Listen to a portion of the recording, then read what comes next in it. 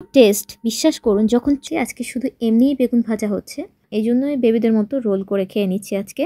আসসালামু আলাইকুম ভিউয়ার্স, কাছের দূরে যে যেখান থেকে আমার ভিডিওটি দেখা শুরু করেছেন আপনাদের সবার সুস্থতা কামনা করে শুরু করছি আমাদের আজকের পর্বটি। হালকা হালকা শীত পড়তে শুরু করেছে। আপনাদেরকে প্রথমেতে জিজ্ঞেস করে নিচ্ছি আপনারা সবাই কেমন আছেন। আমিও আলহামদুলিল্লাহ ভালো আছি। চলে এলাম একটা ব্লগ ভিডিও নিয়ে আপনাদের সামনে। যদিও আমার চ্যানেলটা কুকিং চ্যানেল, কিন্তু তারপরও আমি চেষ্টা করি মাঝে মাঝে আমাদের বাসার একটা এনভায়রনমেন্ট আপনাদের সঙ্গে শেয়ার করার জন্য। আজ 29শে নভেম্বর শুক্রবার। আজ সারাদিন কি করলাম সব কিছু মিলিয়ে একটা ব্লগ ভিডিও আপনাদের সঙ্গে শেয়ার করতে চাই। আমাদের বাসায় বড় বাজারটা যেহেতু শুক্রবার আমার বাবাই করে, তাই শুক্রবার দিনটা আমাদের বাসায় অনেক ব্যস্ত সময় কাটে। বলা যায় যে দম ফেলা যায় না। ভাইয়ের বউ তারাও শুক্রবার দিন ছুটি পায়, তো সেই জন্য মোটামুটি শুক্রবার দিনটা আম্মা আমি আমাদের সবারই খুব ব্যস্ততার মধ্যেই কাটে। তো এখানে ফুলকপি আলু গাজর দিয়ে একটা সবজি করেছে, আর সবশেষে ধনেপাতা আর একটু সামান্য কালো জিরা অ্যাড করেছে। সেটা দিয়ে আমি আজকে নাস্তা সেরে নেব। খানিকটা মায়োনিজ আছে, আমি সেটাও এর মধ্যে অ্যাড করব, রোল করে খেয়ে নেব। খুব তাড়াহুড়োর মধ্যে আছি, তাই খুব বেশি সময় নষ্ট করব না, এই জন্যই বেবিদের মতো রোল করে খেয়ে নিচ্ছি আজকে। ফ্রিজে মায়োনিজ করা থাকলে আমি বিভিন্নভাবে মায়োনিজ খেতে ভালোবাসি। মাঝে মাঝে ডিমটাকে সেদ্ধ করে একটু টমেটো, শসা, পেঁয়াজ, কাঁচামরিচ এগুলো দিয়ে বা গাজর যেটা থাকে সেটা দিয়ে একটু মিক্সড করে স্যান্ডউইচের মতো করে রুটের ভেতর ঢুকিয়ে রোল করে খেয়ে নিই। সেটাও আমার কাছে বেশ ভালো লাগে। ভিডিওটি দেখার আগে আপনাদের কাছে অনুরোধ রইল ভিউয়ার্স, চ্যানেলটি সাবস্ক্রাইব করে বেল আইকনটি প্রেস করে অলে সিলেক্ট করে রাখুন, তাহলে আমি যখনই কোনো ভিডিও আপলোড করব সবার আগে আপনার কাছে পৌঁছে যাবে। তো শুরুতে আপনাদেরকে একটু বাজার দেখিয়ে দিচ্ছি। এখানে একটা এক্সেপশনাল জিনিস দেখাবো, আপনারা পান কিনা আমি জানি না, কিন্তু আমি তো অ্যাভেলেবেল পাই না। আমাদের বাসায় কাঁচা ছোলাটা অনেকভাবেই খাওয়া হয়। যখন পেঁয়াজু অথবা ছোলা এই জিনিসগুলো থাকে তখন তো বেশি থাকবেই। দেখুন এই ছোলাটাকে একটু দেখে রাখুন, একদম ফ্রেশ, কিন্তু এটা যখন আমি ভেজাবো একদম সাদা থাকবে এবং এটা খুব সফট হবে। মানে এটার উপরে খোসা সহই তো আমরা আসলে বেশি খাই। আমি আর আমার মা আসলে আমাদের একটু আয়রন ডেফিসিয়েন্সি আছে, যেটা আমি বলি যে থ্যালাসেমিয়া মাইনর যেটাকে বলে, হ্যাঁ, সেটা আর কি। আমরা আর কি থ্যালাসেমিয়া কেরিয়ার যেটাকে বলে সেটা। তো আমাদের অটোমেটিক্যালি আপনার হিমোগ্লোবিন লেভেলটা 11-র মতো থাকে, 10.5 11 এইরকম থাকে। হ্যাঁ, সবসময় 11 থাকে এরকম না। তো সেটার জন্য আমরা কি করি, এই যে এখান থেকে আপনার আয়রনের সোর্সটা নেই। ছোলাতে প্রচুর আয়রন আছে, এটা খোসা সহই আমরা খাই আদা কুচি দিয়ে, তারপর কাঁচামরিচ দিয়ে, ওটা একদিন দেখিয়ে দেবো। তো সেটার জন্য আমরা সবসময় এই টাইপের ছোলাটা খুঁজি, যেটার উপরে খোসাটা খুব সফট হবে, কাঁচা খাওয়া যাবে। তো এটা সবসময় পাওয়া যায় না। একটা মোহাম্মদপুর কৃষি মার্কেট থেকে আজকে এনেছে, এটা ওখানে অ্যাভেলেবেল। আর এখানটায় এটা নদীর চিংড়ি। এই চিংড়িটার কিন্তু টেস্ট অনেক বেশি। আমরা যখন হেলন ডালটা রান্না করি, এর আগে আমি হেলন ডাল নিয়ে একটা স্পেশাল এপিসোড করেছিলাম, আপনারা অনেকেই পছন্দ করেছেন, অনেকে বলেছেন যে এই ডালটাকে আপনারা চেনেন না। আবার চিটাগংয়ের শিমু আপু, ভ্লগস উইথ শিমু আপু আমাদেরকে বলেছেন যে তারা নাকি চিটাগংয়ে এটাকে ফ্যালন ডাল বলেন। তো যাই হোক, ওই ডালটার জন্য কিন্তু আমরা সবসময় এই চিংড়িটা আনাই, মানে এটা ভালো লাগে খেতে এটার সঙ্গে। এখানে পাবদা মাছ ছিল, আমার আব্বার অনেক পছন্দ। আর এখানে 2.5 কেজি ওয়েটের একটা রুই এনেছে, এটা একদম পানিতে, ওই যে আপনার বাজারে কি করে যে ড্রামের মধ্যে লাফালাফি করতে থাকে, সেখান থেকে এটা এনেছে, মানে একদম ফ্রেশ। এবং এই মাছগুলো যতবার খেয়েছি বিশ্বাস করুন, এটাতে হয় কি যে একটা স্মেল থাকে না, যে কোনো মাছে, মানে খামারের মাছগুলোতে কি হয় যে একটা স্মেল থাকে, চাষের মাছগুলোতে, হ্যাঁ সরি চাষের মাছে, তো সেই স্মেলটা কিন্তু এই মাছগুলোতে থাকে না। যার জন্য এই রুই মাছ দিয়ে শীতের ফুলকপি বা শিম আমরা যখন খাই এত ভালো লাগে, মনে হয় যে একদম দেশি রুই। আর এখানটাই বিফ এনেছে, একটু দেখিয়ে দিলাম, এটা আমি এখন আর ঢালবো না আসলে। আর এখানটায় আছে চিকেন, আমি অফ ক্যামেরায় এই চিকেনগুলোকে এখন কেটে নেব। আর এখানটায় গলদা চিংড়ি এনেছে, এই চিংড়িগুলোকে আমরা আজকে কাটবো না, খোসা সহই রাখবো, শুধু জাস্ট মাথার যে ধারালো অংশটা ওটা বটি দিয়ে ফেলে দেব। ভিউয়ার্স, এখন সেই টাইটেলের কথাটায় আসি। ছাদ বাগানের জন্য আমি অনলাইন থেকে কি কিনলাম। সেটা আপনাদের সঙ্গে এখন একটু শেয়ার করব। আসলে আমি কি করি, একবার এক একটা পেজ থেকে অর্ডার করি। এই পর্যন্ত আমি যতজনের কাছ থেকে অর্ডার করেছি দেখা গেছে যে একজনের কাছে সবগুলো জিনিস ভালো থাকে না।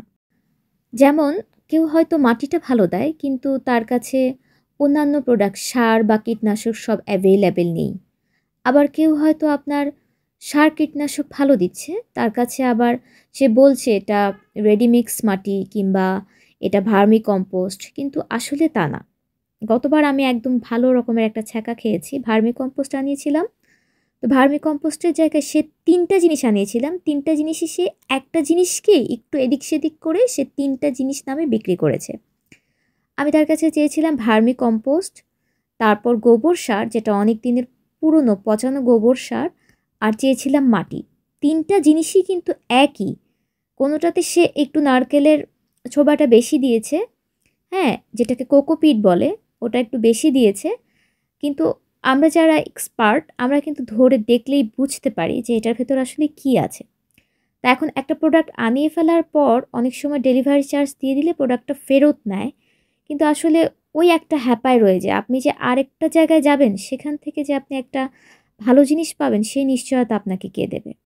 তো এখন পর্যন্ত জানি না যে এবারের ইয়েটা কেমন ইউজ করলে আমি পরবর্তীতে আপনাদেরকে ফিডব্যাক দিতে পারবো, তখন না হয় জানাবো যে আসলে কেমন রেজাল্ট পেয়েছিলাম।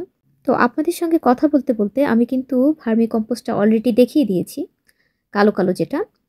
আমার কাছে মনে হয়েছে এবারে ভার্মি কম্পোস্টটা ভালো। আর এখন যেটা নিচ্ছি এটা হচ্ছে সরিষা খৈল। আমি বলেছিলাম একটু বড় চাকাওয়ালাটা দিতে, কারণ আমার কাছে মিহি গুঁড়ো যেটা সেটা আছে, সেটার চাইতে আসলে এটা বড়টা একটু পুরনো যেটা, এটা যখন পচিয়ে গাছে দেয়া হয় তখন আসলে এটাই এনপিকের কাজ করে। আমি গাছে রাসায়নিক সার খুব বেশি দিতে চাই না, যেহেতু আমরা খাই ওগুলো। রাসায়নিক সারের মধ্যে আমি শুধু টিএসপিটা ব্যবহার করি। ডিএপি ব্যবহার করলেও হয়, ডিএপি টিএসপি দুটোই এক। আমার কাছে টিএসপিটা আরও বেশি সেফ মনে হয়, তাই আমি টিএসপিটাই ব্যবহার করি।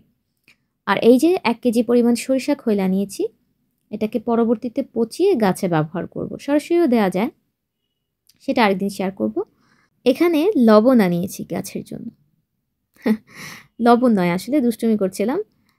আসলে এখানে আধা কেজি পরিমাণ এপসম সল্ট আনিয়েছি। এটা আরেকটা নাম হচ্ছে ম্যাগনেসিয়াম সালফেট।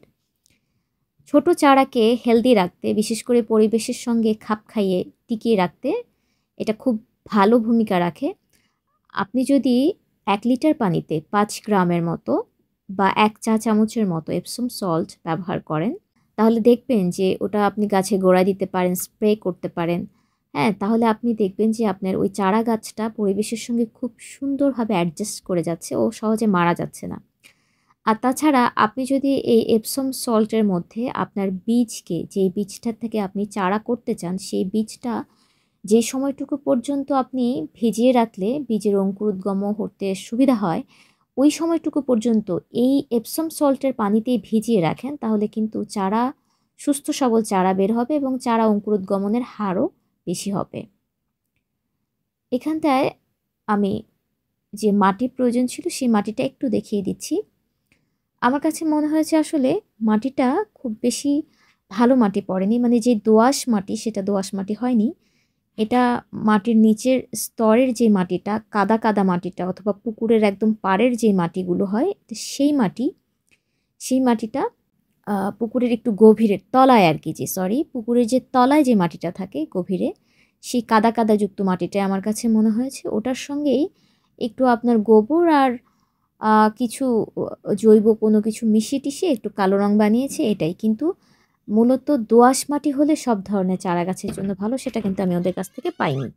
ও হ্যাঁ, আরেকটা জিনিস আপনাদের সঙ্গে একটু শেয়ার করে রাখছি। দেখুন এখানে 2 আঁটি ধনেপাতা এনেছে, 15 টাকা 15 টাকা করে, মাত্র 30 টাকা। প্রতি শীতে আমরা অপেক্ষা করি কখন ধনেপাতার দামটা একটু রিজনেবল হবে। এই অবস্থায় কিন্তু ধনেপাতার চাটনিটা খেতে বেশ মজা। আমাদের বাসায় বেগুন ভাজির সঙ্গে এই ধনেপাতার চাটনিটা প্রায়ই হয়। আমি চেষ্টা করব আমার নেক্সট যে ভিডিওটা আমি আনবো সেখানে এই বেগুন ভাজি আর ধনেপাতার ভিডিওটা আপনাদের সঙ্গে শেয়ার করার জন্য। আমরা কিভাবে করি সেটাই। আমাদের বাসায় বেগুন ভাজিটা যেমন ফেমাস, যে একবার খেয়েছি সে আবার খেতে চেয়েছে, যেটা কী করেছো, কিভাবে এমন টেস্ট হয়েছে। তো সেটা আপনাদের সঙ্গে ইনশাল্লাহ শেয়ার করব। আর এই ধনেপাতার কী করে আমরা চাটনি করি সেটাও আপনাদেরকে দেখিয়ে দেব। তো আমন্ত্রণ রইল আমার নেক্সট এপিসোডটা আপনাদের দেখার জন্য। তো ভিউয়ার্স, এখন ভিডিও রিলেটেড টপিক্সে আসি। থাম্বনেইলে আজকে দেখিয়েছিলাম আমার সব মজার পছন্দের আইটেম রান্না হচ্ছে আজ। এখানে বেগুন ভাজা হচ্ছে, তবে আজকে কিন্তু ধনেপাতার চাটনিটা হবে না। আজকে খুব তাড়াহুড়োর মধ্যে আছি, আজকে শুধু এমনিই বেগুন ভাজা হচ্ছে। তো শীত আসলে কিন্তু আমরা এই বেগুন ভাজাটার জন্য অপেক্ষা করি। আপনাদেরকে একটু দেখিয়ে দিলাম, পুরো রেসিপি দেখতে হলে আমাদের নেক্সট এপিসোডের জন্য অপেক্ষা করতে হবে। আর এখানে আমার পছন্দের আরেকটা আইটেম রান্না হচ্ছে এখন। এটা হচ্ছে যে কচুর শাক বলে অনেকে, আবার অনেকে বলে কচুর ভুত্তা। যে যেটাই বলুক না কেন, আমার কাছে এটা খেতে বেশ লাগে। তবে এটা কিন্তু বাজারের কেনা কচু না। এটা আমার মাকে খুব ভালোবাসে এরকম একজন, আমার মায়ের আগে হেল্পিং হ্যান্ড ছিলেন। তো সেই বয়স্ক মহিলা আমার মাকে খুব ভালোবাসে। উনি যখনই বাড়ি থেকে আসে আমার মায়ের জন্য তার দেশি পালা হাঁসের ডিম, তারপর মিষ্টি কুমড়া, শাক, এগুলো বিভিন্ন পছন্দের, নারকেল, তার গাছের নারকেল, এগুলো কিছু না কিছু ভালোবাসার আইটেম নিয়ে আসে উনি সবসময় আমার মায়ের জন্য। তো এবারও উনি নারকেল, ওনার গাছের মিষ্টি কুমড়া, তারপর ওনার আঙিনার কচু, এগুলো নিয়ে এসেছিলেন। আমি কিন্তু আপনাদেরকে একটু দেখিয়ে দিয়েছি কচুটাকে। তো ওনার আনা সেই কচুটাকে আমরা হলুদ আর লবণ দিয়ে একটু ভাপিয়ে ফ্রিজের নর্মাল চেম্বারে রেখে দিয়েছিলাম, যেহেতু আজকে আমরা এটাকে রান্না করব। দুদিন কিন্তু 2-4 দিন এরকম নর্মাল চেম্বার এমনিই ভালো থাকে। লং টাইম রাখতে গেলে ডিপ ফ্রিজ এভাবে রেখে দিতে পারেন। তো সেই কচুটাকে ফ্রিজ থেকে নামিয়ে নিয়ে এসে মরিচ গুঁড়া, হলুদ গুঁড়া, রসুন, একটা তেজপাতা, কাঁচামরিচ, 2-4 টুকরো থেতো করা রসুন, নারকেল কোড়া, এসব দিয়ে প্রথমে আগে রান্না করে নিয়েছি। তারপর তেলের উপর পেঁয়াজ, রসুন, কালো জিরা দিয়ে একটা ফোড়ন দিয়ে দিয়েছি। আর সবশেষে এই যে এখন দেখছেন যে উপর থেকে খানিকটা জিরা দিয়ে দিল। ফ্রেশ টালা জিরা গুঁড়া ব্যবহার করলে কিন্তু টেস্টটা খুব ভালো আসে। এখন আমি আর লোভ সামলাতে পারছি না, আমি এখন এইখান থেকে একটু নিয়ে এখনই খেয়ে নেব, কারণ ভাত খেতে এখনও অনেক দেরি। কচুটা রান্না শেষে মা এখানে ইলিশ করে নিয়েছে। তো ইলিশটায় প্রচুর তেল ছিল। আমি বলেছি ধনেপাতা দেওয়ার আগে আমাকে একটু শ্যুট করতে দিতে হবে কালারটা দেখানোর জন্য। জাস্ট একটু দেখো কি সুন্দর কালার এসছে, মাশাআল্লাহ। তো ধনেপাতা ছাড়া আসলে আমাদের কোনো কিছুই ভালো লাগে না। তো যারা ইলিশটা দেখেই চলে যেতে চাইছেন এখনই, আমি বলবো এখনই যাবেন না, এর পরের মেনুটা আরও বেশি ইন্টারেস্টিং। কারণ ঝাল কিছুর সঙ্গে আমরা ওটা সবসময় পছন্দ করে খাই। আপনাদেরকে একটু দেখিয়ে দিচ্ছি, দেখুন ফ্রিজে এটা কিভাবে আমরা রাখি। তো এই হচ্ছে আমাদের গত বছরের টমেটোর টক।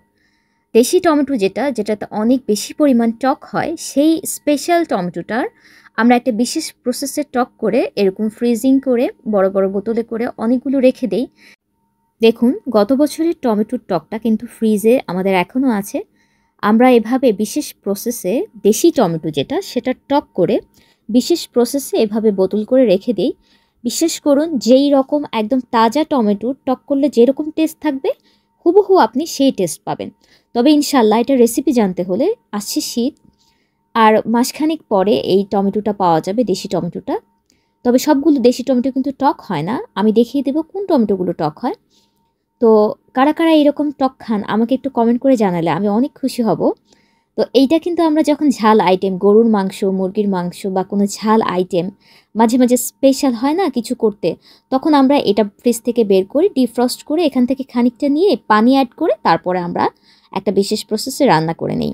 তো আজকে সেখান থেকে খানিকটা নিয়ে আমরা রান্না করব ইলিশ মাছটার সঙ্গে খাওয়ার জন্য। তো এই যে রান্নার পর আমি একটু ক্লিপ নিয়ে রাখছি আপনাদেরকে দেখানোর জন্য। এটা এই রকমই আমরা খাই, রসুনের একটা স্পেশাল বাগার ব্যবহার করা হয় রসুন আর শুকনো মরিচ দিয়ে। এত টেস্ট, বিশ্বাস করুন, যখন চৈত্র মাসটা আসে শীত শেষে তখন কিন্তু সব খাবার থেকে মুখে রুচি চলে যায়। আর আপনার যদি এই টকটা একটু থাকে, আমার মনে হয় যে আর একটা ভর্তা বা যে কোনো একটা মুরগির মাংস, একটা কিছু আইটেম হলে আপনার আর কিচ্ছু লাগবে না খেতে, আপনার মুখের রুচি তাৎক্ষণিক ফিরে আসবে। তো এইরকম সুন্দর সুন্দর রেসিপি পেতে মায়ের রান্নাঘরে আমি চ্যানেলটির সঙ্গে আপনারা থেকে যেতে পারেন সাবস্ক্রাইব করে। চাইলে আমাদের ব্লগগুলো অথবা রেসিপিগুলো আপনার ফ্যামিলি ফ্রেন্ডসদের সঙ্গে শেয়ার করতে পারেন।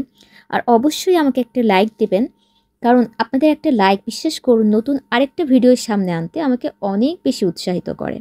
আজকের মতো আমি রোকসানা এখান থেকে বিদায় নিয়ে নিচ্ছি। সবাই আমার জন্য দোয়া করবেন।